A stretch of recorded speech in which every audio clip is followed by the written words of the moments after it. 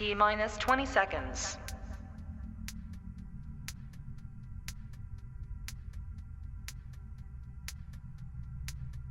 10, 9, 8, 7, 6, 5, 4, 3, 2, 1, 0.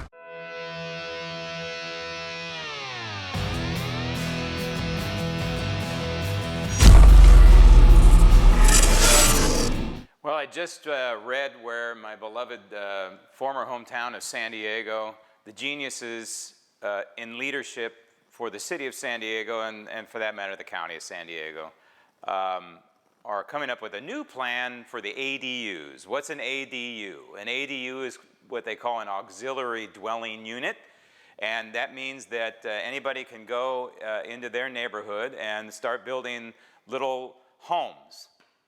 Little 15-minute homes in their backyard. And in some neighborhoods in San Diego, they're built 2 or 3.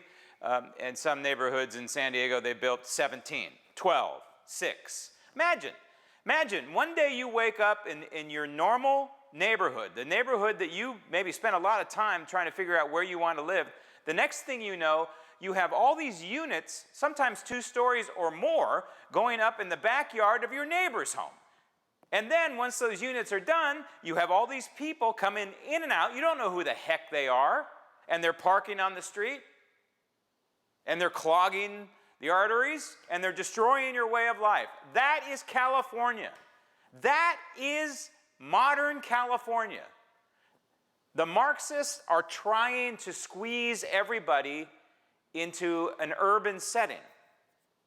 They're not concerned about perhaps building new houses somewhere out in the suburbs. The Marxists hate the suburbs because the suburbs have come to symbolize freedom and liberty. People move to the suburbs to get the hell out of the jam-packed cities, right? Well, we can't have that. If you're a Marxist in California and in other states, this applies in certain areas of Illinois and in New Jersey and in New York and other blue states. All of what I'm saying applies, but California is it in spades. And so if you live in New Jersey and you don't quite have it like this yet, and you say, oh, well, I don't have to worry about that, you do have to worry about it, and that's why I talk about California so much. This is the purpose of this video. It's going to be short and sweet. Why do I hammer on California? Why do I hammer on San Diego? Well, in particular, I hammer on San Diego because 20 years ago, it wasn't like the way it is. What changed? The population changed. Not the people, not the elected officials. They did change, yes, but that's the tip of the iceberg. Most of the iceberg is beneath. You never see it. These are the people who vote for the Marxists. That's why I always say, these people are trying to recall Gavin Newsom. You're wasting your time. There are 6 Marxists right behind them, dying to get their clutches on the people of California. Don't you understand that? The problem isn't Gavin Newsom. The problem are the people who vote for Gavin Newsom. Okay? You're focusing your energy in the wrong direction, California. As I've said before, if General Patton were alive and he saw the odds in California, he saw the dynamic in California, he would say, this fight is not worth fighting, walk away and fight another day in another way. This is critically important that people in California understand this. And I'll get to it in just a second. 2 reasons, but there are 2 reasons why I hammer California so much. Like Paul Revere. And I'm sure I'm sounding like a broken record of Paul Revere. But there's 2 critical reasons. There are a multitude of reasons, but 2 main ones. And number 1 is California is a cancer. Okay? It is a cancer. And this California cancer has already destroyed multiple states around it. Oregon, as I like to say, is destroyed because of California. Washington state is gone because of California. Nevada is going. Arizona, I hate to say it, I know you folks in Arizona think you've got a sanctuary there, you don't. Arizona is, look at Phoenix, okay, Maricopa County. It is going. Tucson is liberal. You know Tucson's liberal. The two biggest cities in Arizona are liberal freaks. What are you going to do about it?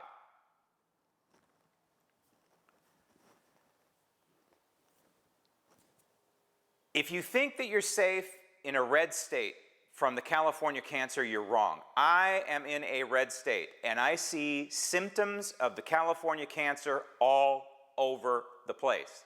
Many of these symptoms lie within the Republican Party leadership in this state. Okay?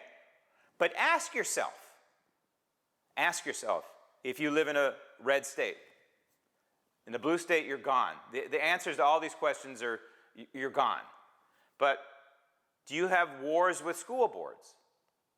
This is what California, the Marxists identified decades ago in California, that they took over the schools in the 1960s. They took over the mindset because they play the long game. Conservatives, Christian conservatives like us, we tend to say, hey, we won the election, and we go back into our holes. That's not what Marxists do. They play the long game. And so ask yourself, do you have battles with the school boards? Do you have battles regarding trying to protect life? Do you have abortion on demand? Do you have people in leadership that are pushing these crazy green notions? Because again, this is the foundation in California. Do you have legalized marijuana? Again, the recipe to take over and destroy California by the Marxists. These are all elements. If you have these, which basically every red state has at least one of what I just mentioned. I know the red state that I'm in has all of them. Do you have a Republican Party that is basically a Democrat Party light, or any aspect of that? Again, the state I'm in, the answer is yes. I know that some people don't want to admit it and think about it, but it's the truth. So, California is a cancer. And unfortunately, what we used to say in California, and they still say it there, what happens in California happens eventually in the rest of the country. And unfortunately, it's the case. You see, that's the problem.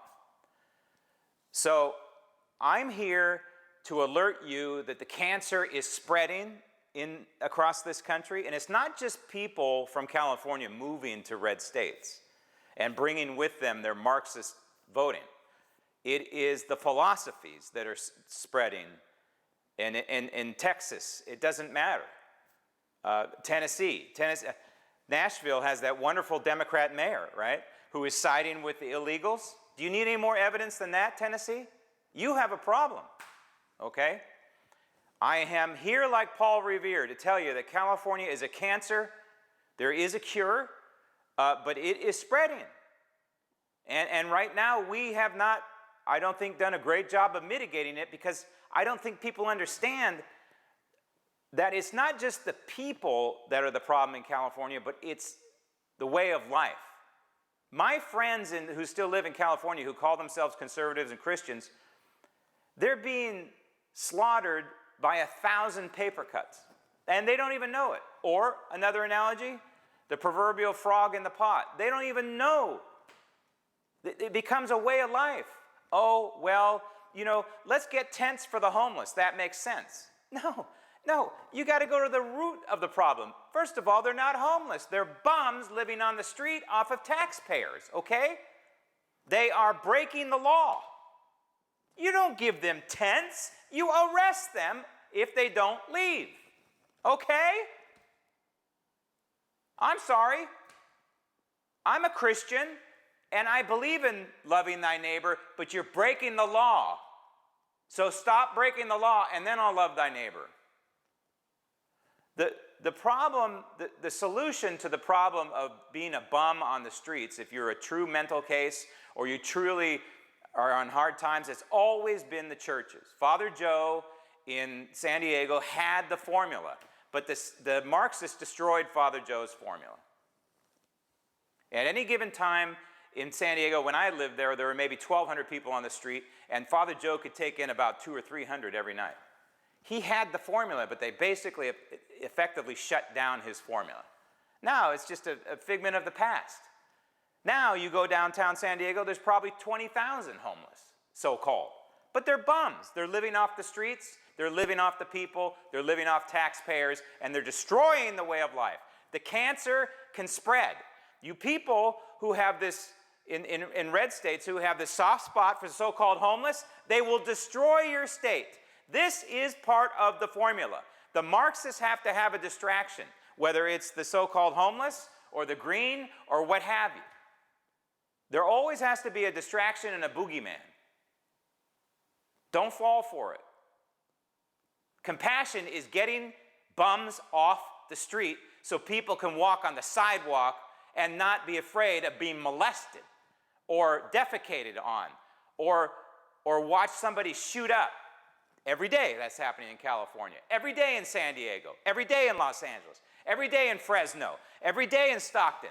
Every day in San Francisco. Every day in Oakland. Every day. That is one reason. Reason number two is, as a Christian, we believe in individual salvation. As an American, we believe in individual rights. I am trying to, and I mean this not in a self-serving way, okay? I am not being self-righteous here. I'm trying to save lives. I'm literally trying to save lives by telling the people, my friends, who, or people I don't even know, on Facebook they'll say, well, I'm staying around because this reason and that reason. The most common reason I hear is, well, I want to be part of the solution. What's your plan? How's your solution going? Huh? We didn't even come close to recalling Gavin Newsom. You know why? The first time. The second time, I don't know what happens. It doesn't matter, because even if it succeeds, he's 3 months from leaving office. Oh, it's going to mortally wound him. Do you people not know your history? They said that about Richard Nixon when he lost to JFK.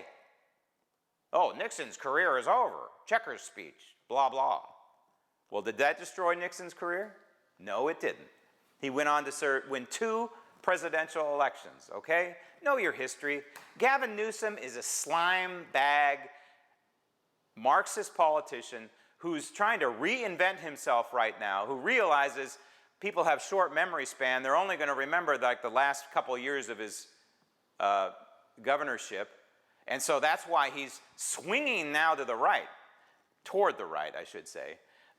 More toward the center, if you will. We've got to deal with the homeless problem now. Oh, you've only been governor and the mayor of San Francisco for what, combined 16 years?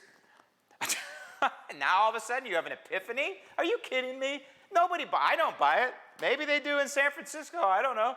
All of a sudden he wants to balance the budget? You don't care about balancing the budget. He's full of, you know what? Okay. I am trying to let my friends know, and people who I don't know, who have a brain, that the only way to destroy California, which we need to do, we must destroy California. We must watch it implode. And that is to pull all conservative Christian monies out of the state, period. Whether it's a $500,000 home that you sell, or a $500 million business that you move to a red state. It's crucial for 2 reasons, okay? One is we want California to implode. And believe me, the rats won't jump the ship. These people believe that California is the only place on the planet that you should live. And in some respects, they're right. I used to say, where else on earth can you in one day go to the beach, go to the desert, pet a rattlesnake, and go skiing in the same day, or snowboarding in the same day? There's nowhere else on the planet you can do that, but you can in Southern California. You can where I live. Very, very unique place. How many Yosemites are there in the world? Have you ever been to Yosemite? If you haven't, it's a mystical experience. And I'm not even into that stuff, but I will tell you, it's a vortex. It's one of the few vortexes. So, the goal is to have California implode if enough people pull out, enough conservatives pull out. But maybe as important is these conservatives move to existing red states, and maybe, perhaps purple states, but I don't know. I mean, you go to Colorado, it's not purple. Come on, don't kid yourself. Colorado is through blue, through and through, okay? Don't kid yourself. Same with New Mexico. Is New Mexico a goner? I don't know. I think New Mexico, because it's a smaller population, might be malleable. But there needs to be a plan. Again, you know, conservatives and Christians, we're bad at this. But I'm giving you a plan. And the plan is to pull your economic footprint out of California and move it to a red state. Texas. You have a problem, Texas. It's called Houston. It's called Austin. What if you were able to get conservative Californians to come up with a plan to take over Houston again? You shouldn't just consider Houston a lost cause. That's not a good game plan. A good game plan would be to take it over, to overwhelm the Marxists, because that's what they've done in California. They've overwhelmed the system with Marxist voters. They're minting Marxist voters through the schools. Every year, they're producing stoned and stupid people that will vote for Gavin Newsom. That's the formula. Well, we can do it in a constitutional way, can't we? So what if you focused your attention on red states, and red states in particular that need help, like Nashville? I mean, obviously, there are a lot of Marxist voters in Nashville to install a lunatic like they have there, right? This is why I focus on California, okay? It's a cancer. We need to stop the spread of California. We need to have California implode and sink like a political Titanic. That's what we need to do. We need pain and suffering. Sodom and Gomorrah, pain and suffering. And God knows that that's what needs to happen.